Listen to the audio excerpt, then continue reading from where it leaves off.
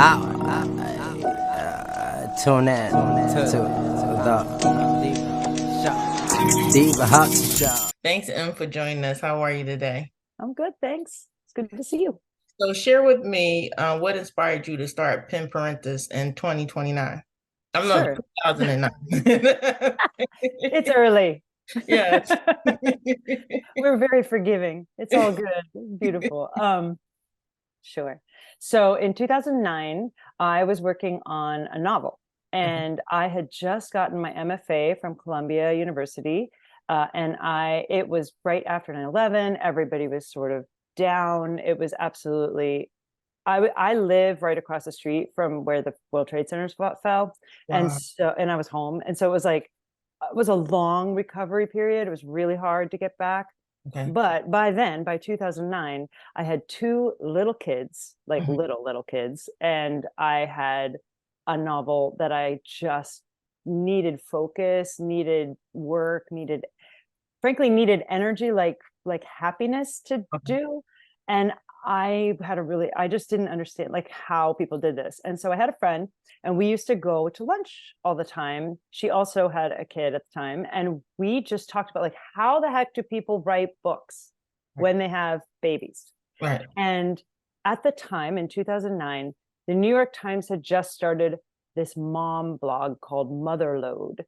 And Okay. so everybody was sort of forcing writers who had kids, especially mothers, like females, every person to write a blog. Like everybody would be like, "Oh, you have children? Do you write a blog? Are you a blogger? Are you a mommy blogger?" And I was like, "Oh my God, I spent all this money on an MFA." Like, no, I'm writing a novel. It's Right. literally, it's using my brain. It's not just, and some of these mommy blogs were really artistic and really good, but a lot of them were just people writing a journal, right? Right. And Right. and I to me, writing is a career. Right. And so we started by just doing a reading series called the Pen Parentis After Work Reading Series. Great Okay. name, right? Mhm. Super great. And it was it was presenting writers that have kids that already have books. Okay. And so we just wanted to show ourselves and the world that people who have kids are not just parents. Like, what I used to say all the time is like, well, do you ask your surgeon if they became a pediatrician after they had babies? Like, Right. Right. no, you Yeah. know? So why do you expect a parent to suddenly write children's books? Right. Or, right? Like, there, you don't change. You shouldn't change. You Right. should cling to who you are, be yourself even more after you have a kid, Right. and then raise your kid. Like that, that, Right. it's your new relationship. What I say now, like Pen Parentis, what we do is we really honor the fact that writing is a career. Creative writing is a career. Right. And we honor the fact that parenthood is a relationship first. Right. It's, yes, okay, people have blogs, they have how-tos, there are rules that people want to put on you, but it's individually, it's your relationship with your kid. And Right. it changes your relationship with whoever you made the kid with. Like Right. those, that's it. Like, you're dealing with relationships, and you're dealing with responsibilities, and you're dealing with everything that happens. Like when let's say you're a kid and you suddenly have a baby brother, Right.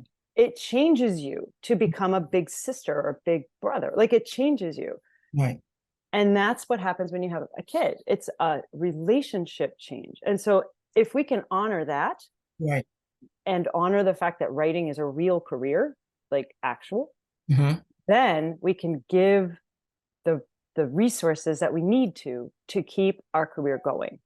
Right. And that is basically what Pen Parentis does. It helps the parent come to like, what resources do I need? Do I need more money? Do I need more time? Do I need more energy? And when I say energy, I really mean focus. Like, Right.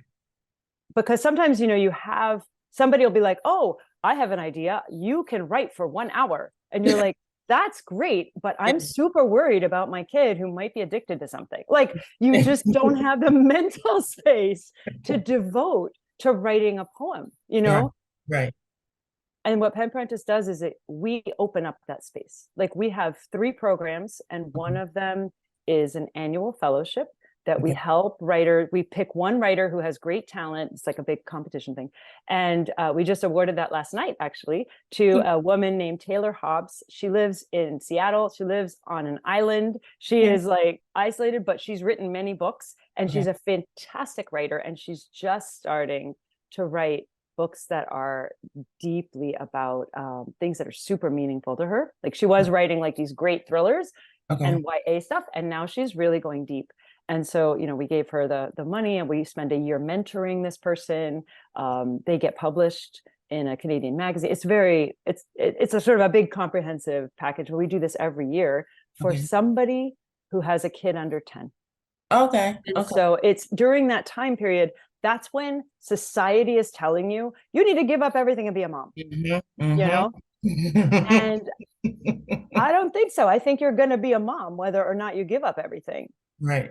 And you know, for women, it's this whole imagery of like, you know, once we become a mother, we're supposed to just stop everything, stop living, you know, everything has to be around the kids. And like you're saying, like, even as a writer, you still have to be creative, and you can't make everything about the kid. You know what I mean? Because then you eventually you lose yourself, right? Well, if you don't have a self, how is your kid going to be happy? Right. Like if you literally, like, let's say you really did 100% give everything, like the Giving Tree, you know, that book, The Giving Tree, that cuts off all the parts so that the kid is happy, right? The kid is never happy in that book. Right. That kid is going to keep taking. And when you're a stump, the kid's going to sit on you. Like the child's job is to take from the world everything the world gives them. And while you can give them unconditional love, you can do that while you're working. Like love is endless. You do not run out of love. You do run out of time. You do run out of money. And you do run out of energy. You've run out of, you can't give 100% of focus on your kid all the time, or you would be like this camera monitor. That would, I mean, imagine, like if you designed a robot to be the perfect mom, it would be like somebody who would be always on, always watching this kid, never one step away, always there. That's not good for anybody. And how many movies have we saw that where the mom, like once the person become a mom, right? And then the child is like 18, 21 out the house. And then the mom's like in this big funk of depression because they're like, what do I do next? Like my whole life was around this child. And, you know, I don't know, I'm lost, I'm depressed, I don't have a life, right? That's absolutely right. And if you think forward to yourself, like let's say you have a daughter, is that what you want for your daughter? You want your daughter, like you spend all this money on her education, you spend all this money on making her a strong person who might be an entrepreneur one day.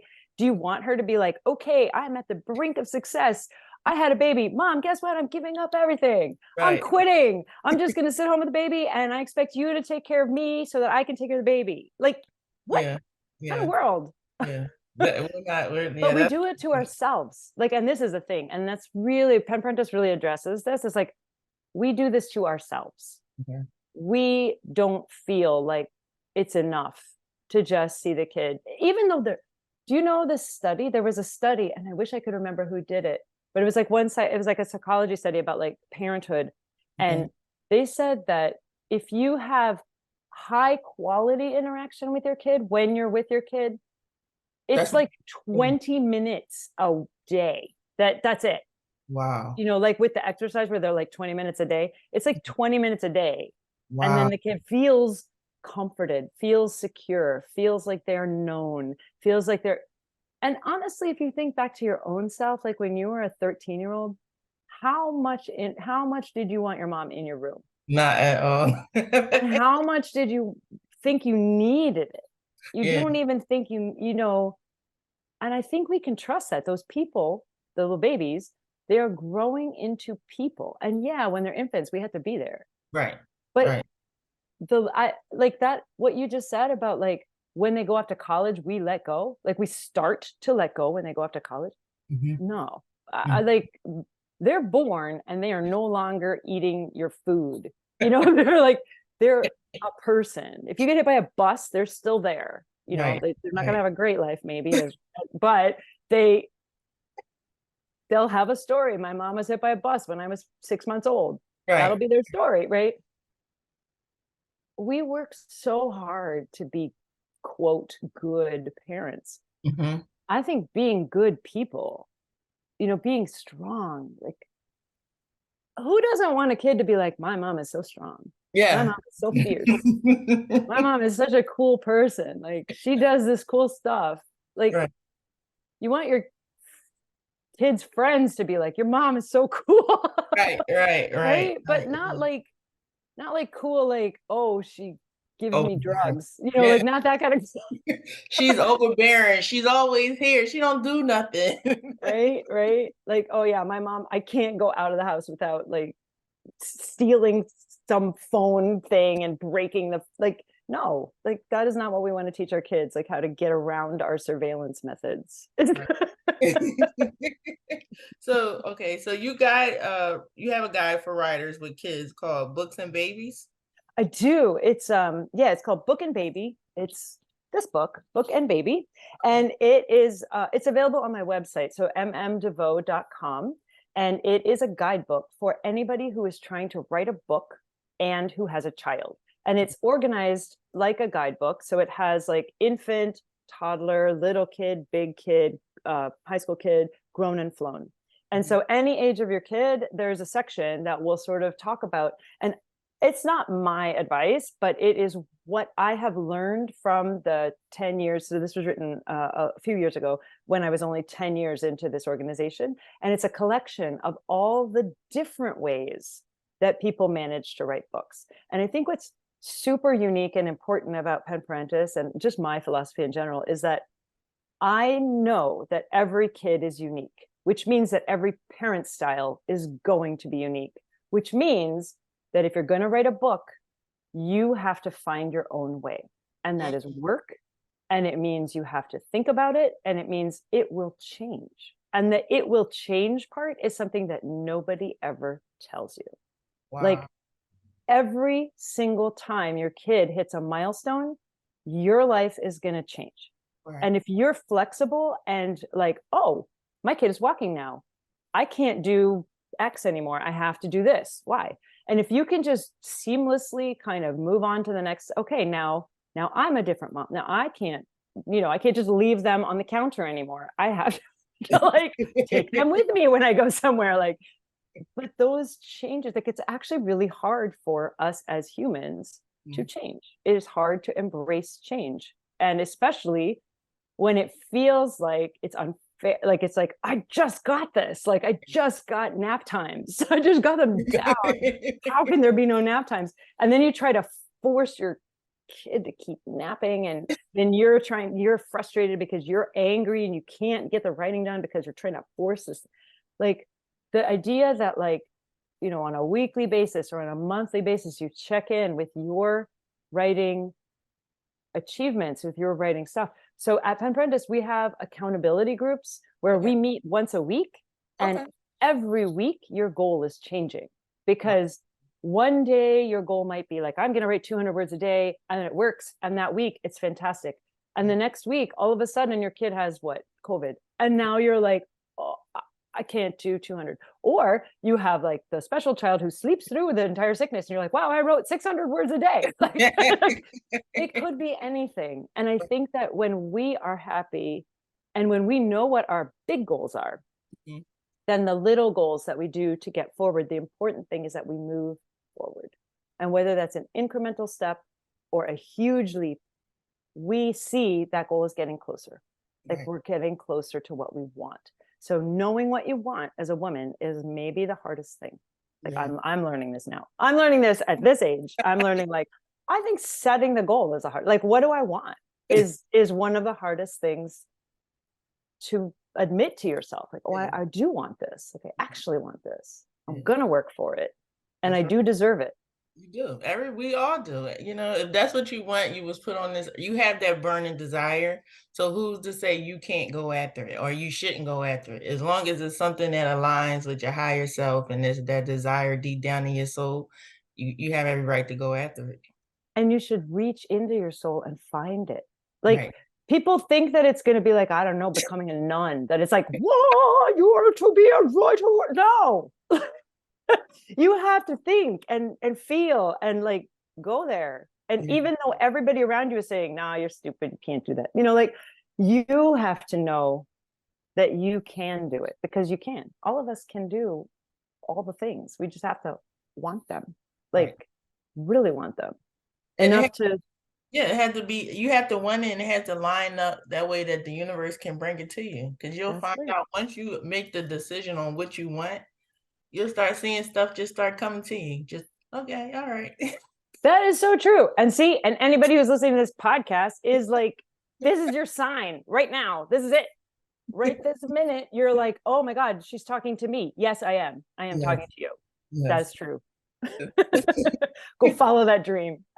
So you wrote your first short story collection, A Flash of the Darkness. And how did that go? Like, what made you come up with that? Okay, so when I had kids, I had a lot less time to write. So I wasn't, and well, frankly, and because I started a nonprofit, it was the business that really took the time. But I still had that fire that I wanted to write good stuff. It got shorter and shorter, to the point where it was like a lot of it was flash fiction, a lot of it was short stories, and they always have a little dark edge. Like my sense of humor is a little bit dark humor. It's sort of, I guess people have said that the book is like Black Mirror, if you've ever seen that show. Like it's a little twisted, it's a little Twilight Zone, but it does look at the human condition, which is what I don't want to say my gift, but it's my thing. Like I really like looking at humanity from sort of far and being like, you guys are nuts. And I'm nuts. I am very much a part of that nuts, but I love it. Like, I don't care. It's like, okay, it's bad and it's good, but I love it because it's interesting. Like there's conflict. It's interesting. Anyway, I started writing these stories and I only sent them out, and I always sent them out. And I will tell your audience, finish your thing, get an editor to look at it. It doesn't have to be a pro editor, somebody who knows grammar or spelling, like just a person who is deep into English language or whatever language you write in, but have an outside person read it. Listen to them. They may, like, if you pick the right person, they're gonna have good comments that are like, oh, do all these commas, but also they might say something like, this part is just too wordy, it's too much, like you're ranting it, don't rant, you know. Or they might be like, it's perfect, oh my God, there's a period missing on the fourth sentence, you know. After you internalize what they say, fix it. Once you have fixed it, send it out, find the market for it, and then make some money or get some attention, or just feel good about yourself that somebody else wanted it. Like, don't just hoard it. So most of these stories that are in there have either won prizes or they've been published, because I always send out stuff. And there's a free, I don't know if your readers know that, or writers, what are they called? Audience? I don't know if your people know this, but online there's a free service called Submission Grinder. It's called the Submission Grinder. And what it is a database, it's free. And you put in your stories. This is mostly for short stories. So fiction, it doesn't have nonfiction markets, but it's all fiction and poetry. And it's like, especially if you write genre like mysteries or romance or sci-fi or horror, if you write any of these commercial things, this database, you can sort by how much money you want per word. You're like, I think this is worth, like, my writing is worth 5 cents per word. I'm not sending it to anything less. And it sorts the markets. Or if you have never published anything and you need some bylines, you just put nothing in that space, and then it gives you every single market. And some of them are quite honorable, like they have very good, like they'll submit you for prizes and stuff like that, but they maybe don't pay because they are a nonprofit themselves. So but the Submission Grinder, it's great. And it's free, and you just put your stuff in. And my favorite thing about it is if you get rejected, you log it. You like, okay, I logged this rejection. It pops up a little thing that says, would you like to send this somewhere else? Oh, okay. And you're like, yeah, I do. And then you send it to somewhere else. And so you're always just sort of like, when your thing is done, you're just sending it out. So anyway, so all of these pieces in A Flash of Darkness, got not all of them, but a lot of them got published in other markets, or they had won prizes. And then I had an editor, I collated them, and then the editor put them in the right order because they are better at this than I am. Okay. And it came out in April of 2023, so pretty recent. And I just got a Kirkus review, which is like this thing, and they loved it, which was a bit, I was a little shocked. Like, I wasn't sure if people were going to like it, because it really is kind of a little genre-y. Like, it's definitely, there's ghosts, there's like weird stuff happening, things. And but they flat out, they said it was great. They said, what did they say? Something that it was like excellent psychological fiction, or okay. I don't want to misquote them because they get really mad. But they anyway, they liked it, and I was happy. Congratulations. So how do you balance your role of being like a speaker, a teacher, a writer, parenthood? How do you like just take time out for you? Yeah. So first of all, that word balance is dangerous, especially for women, because when you think of a balance, you think of scales of justice. One goes up, the other goes down. Right. So I encourage everybody to think of balance in terms of a baby mobile, or like a calder, like an art mobile, where you're hanging things on a sort of center. And if the center is you and what you want, things get put on this mobile. And then the mobile shifts around to accommodate the new weight, right? So if you have a great career and it's there and it's hanging even and it's chill, and then you put a baby, it is going to go wah with all the stuff.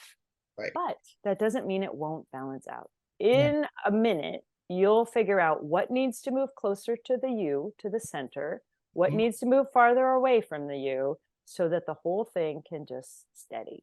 And what you want is for your life to kind of try to be steady. And what the world does is it keeps putting things on your mobile. And sometimes it takes things off. Like, all of a sudden you get a divorce, or all of a sudden somebody dies, and you're like, ooh, everything goes crazy again. Right. And you just, if you know where the middle is, if you know where the center of gravity, yourself, is, and what is important to you, all this stuff will eventually settle back down. So, you mess it up, you start, like, when you were asking, probably you're asking more about that sort of self-care, what people talk about self-care. So for me, what I like is, I love going to the movies alone. Nobody in the world loves to do this. I do. I don't care, because I only have to do it by myself. But I find that to save money, and because I like to be alone at the movies, I will, if things are way, like, if I'm below water, I will just take it like a half day and just go to the movie, like 11 in the morning, like 10 in the morning, the early, cheap matinee that nobody's at. Like, I don't have to see anybody I know. I don't have to do anything. And the thing with the movies is that it erases everything, because you're so deep into the story, especially if you're not with somebody. You're just so completely engrossed in what you're watching that you can just forget everything. Right. And I like going to it, because in my house, I think of, like, even if I'm like, okay, I'm just going to watch Netflix for 5 minutes and clear my head, it never works. Because the minute that the movie gets boring, I'm like, oh, I didn't do my laundry, or like, like, there's like other things that I could be doing. Everything starts popping up. Yeah. But anyway, that's my escape. And not everybody will like it, because not everybody cares to be alone in a movie theater, or has the ability to go to the movies in the middle of the day, which is, everybody, you do you, is, but I do like to do something that is still in the arts somehow. Like, going to museums is another thing. I live in Manhattan. Museums are very close by. There's always a free art gallery somewhere. And I love seeing art, or music, or theater, or film, or something that is still somebody trying to express their genius. And if it's like, I try to find things that are of super high quality, so that I'm like, oh, that's my inspiration. Like, I want to be that good. Like, they just moved me to tears with just a violin. How did that happen? Right. Wow. Can I do that with words? Right. Can I bring somebody to tears with words? Right. No, I cannot. Not yet, but I will someday. You are getting But that's it. Like they say that when you're near somebody who is really good at their thing, do you know about this? Like they said, like in an office, if you're sitting in an office and you're sitting next to somebody who's a slacker, your productivity will go down. And if you're sitting next to, and not even next to, but like within, I think it's within 25 feet, there's this weird thing that happens in your brain, and you see somebody succeeding, or you just are in proximity to it, and it raises you. Like you physically get better if you are near something, which is probably why writer spaces work really well, or those coffee shops where like all the writers go and they just in Starbucks or whatever. Like I don't know what coffee shop. I don't Starbucks, but other people Starbucks. I do coffee shop though. Okay. But being near people that are productive, I guess it just makes you feel like, okay, I'm one of these people. Like these are my people. I gotta look at that. I'm gonna try that out. So I'm gonna have to look into it. So what's coming up for 2024? What are you working on? What projects? Oh wow, 2024 feels so far away. Yeah, so I'm still doing the salon. So every month we do a free literary salon. Your people are welcome to watch it. And you can also subscribe to it. It's on YouTube/Pen Parentis, Pen, and then it's parent, the word parent, Parentis. So Pen Parentis. We're on all the socials. We're on all YouTube. You can subscribe. But what we do is we present these small groups of writers that have kids, and they talk about life-work balance, and they read from their work, and they do all this stuff.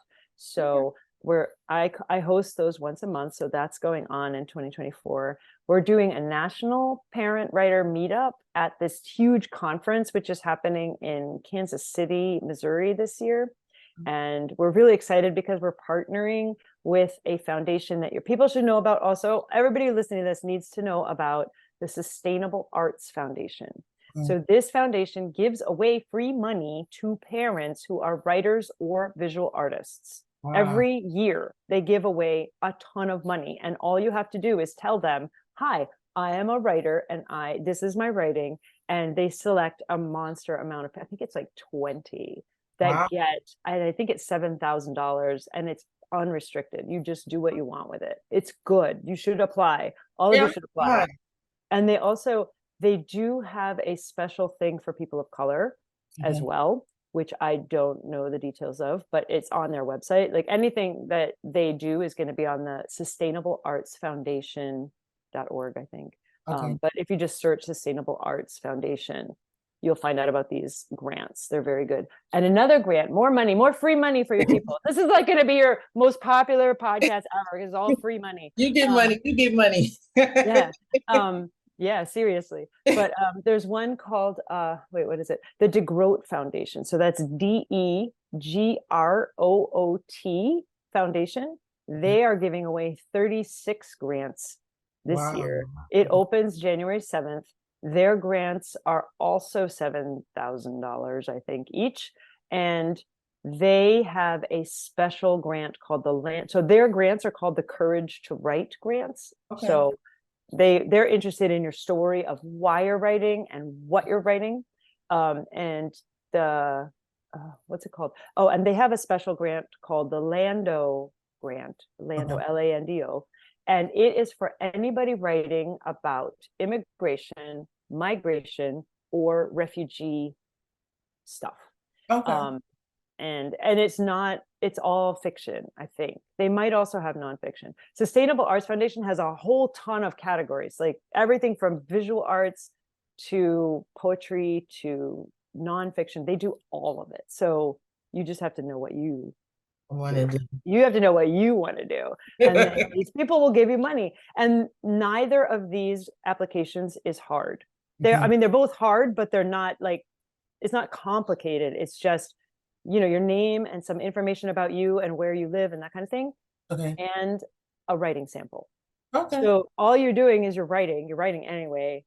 Get that writing sample really good. That's all. And other than that, it's not like these government grants are like 600 million pages. They're really hard. You have to give this is just a thing. And I think both of them, though I'm not positive because it's not I don't run it, but I think that they have ways that you can ask them to waive the application fee if it's too hard for you. Okay. All right. Because all of these are funded partly by their application fees, which are going to run like $20 or something. So if that's a problem, I think both of them, if you email them and are like, listen, this is my situation, they're probably going to waive the fee.